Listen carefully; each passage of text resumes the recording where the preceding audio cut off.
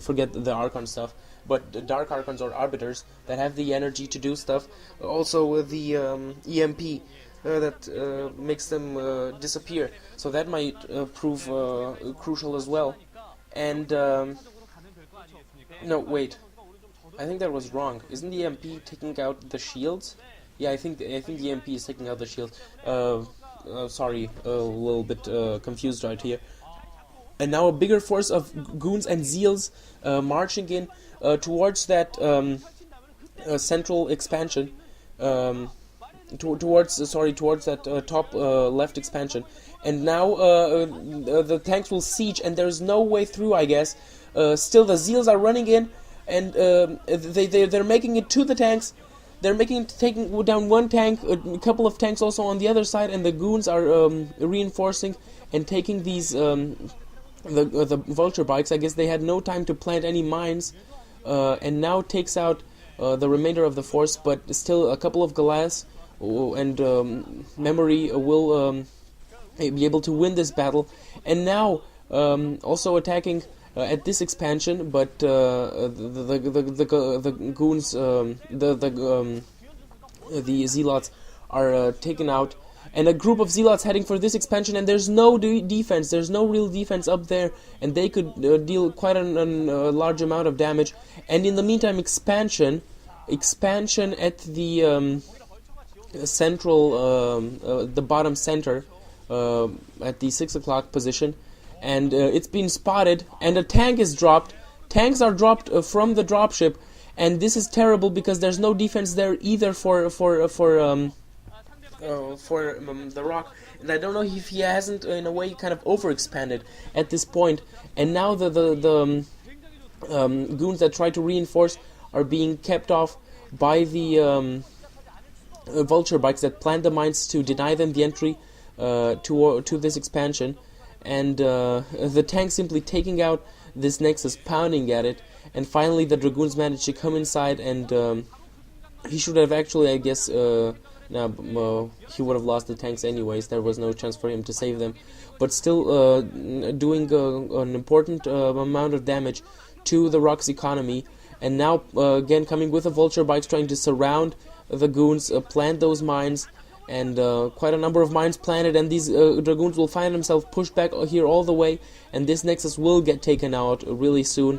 And this is, I guess, the disadvantage that the Rock now has because of his careless carrier use.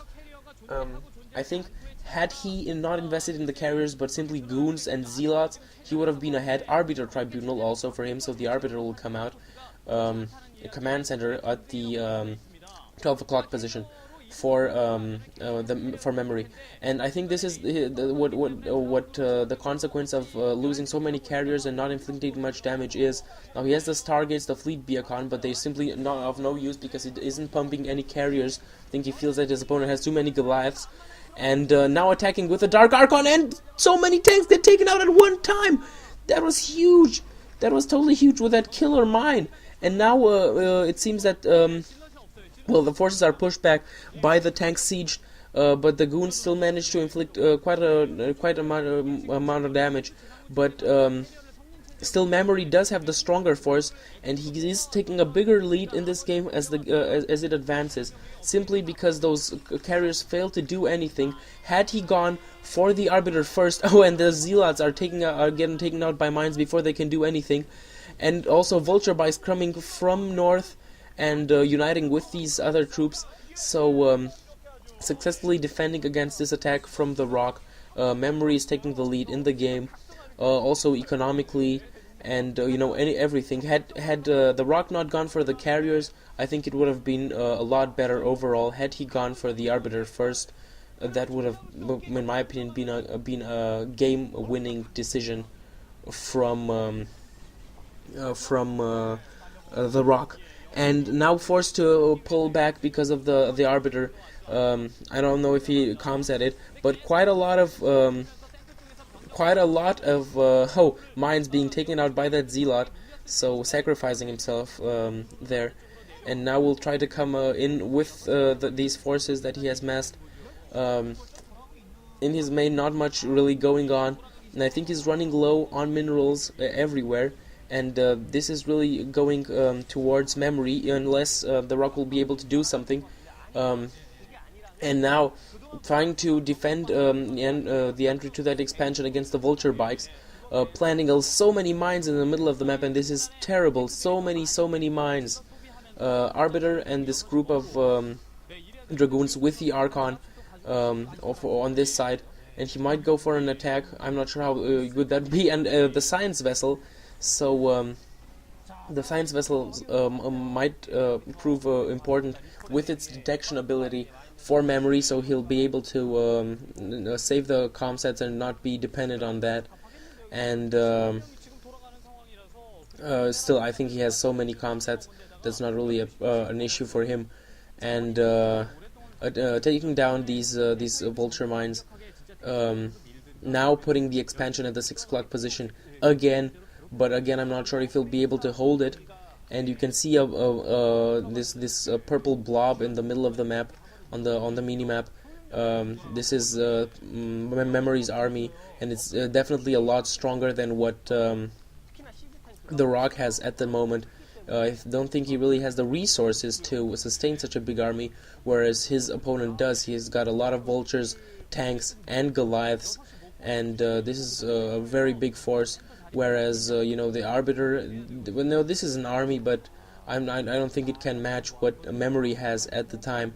With those siege tanks, this will be terrible. And this minefield, now running into the minefield, and the Archon is also very useful because he's a floating unit, he's not attacked. And now it goes on, but so many siege tanks, I don't know if he'll be able to even push stasis on, but only 3 tanks, and so many more are unstased.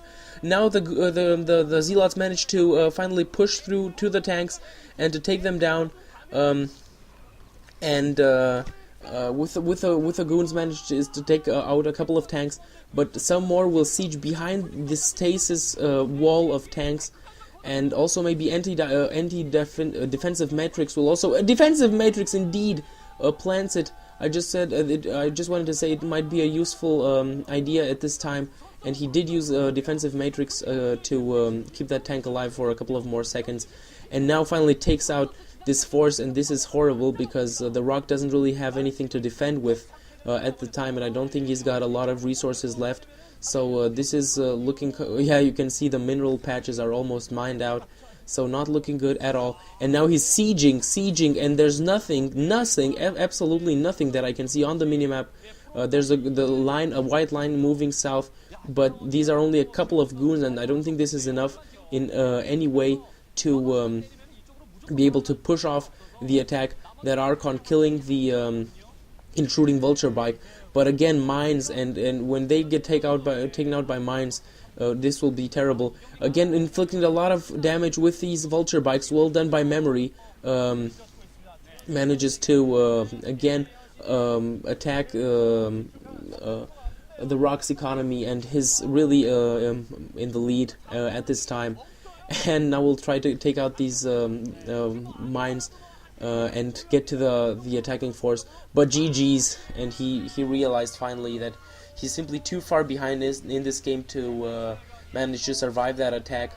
And I think he was all the way from the moment when he went for the carriers and didn't really manage to get a big advantage with them.